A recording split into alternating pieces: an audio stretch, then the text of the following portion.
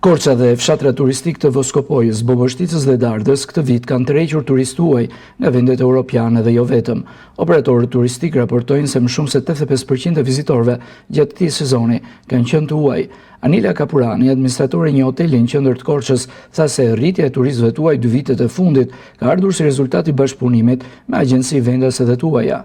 Tendenca vitet e fundit është që një pjesë e mirë agjencive turistike të huaja vitet drejt për drejt në hotelet edhe të sigurojnë ato fluksin e turistit. Turisti huaj kërkon standardin e hotellerisë, kështu që ndoshta kjo është arsye që hotelet e mëdha punojnë më shumë me turistë huaj sesa me rutinat edhe që kërkon turisti vendas. Nga gjithë Evropa, Franca kryesisht, Anglia, Gjermania,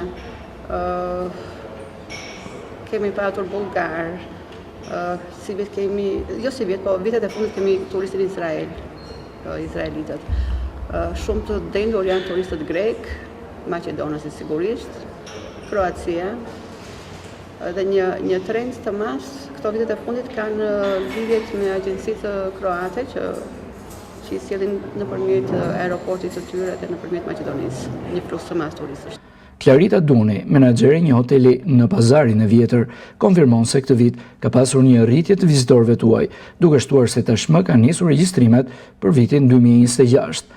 Kjo ka ardhur sepse i është bërë një reklam shumë e mirë hotelit tonë dhe turizmit në Shqipëri, sidomos Korçës, gjatë viteve të fundit, duke qenë se bashkëpunimi dhe me agjencitë e huaja dhe me agjencitë vendase është rritur dhe reklama është zhvilluar edhe për jashtë kufive. Reklama dhe review-t gjithmonë edhe më mirë nga Booking apo edhe nga agjencitë tona kanë qenë shumë të mira.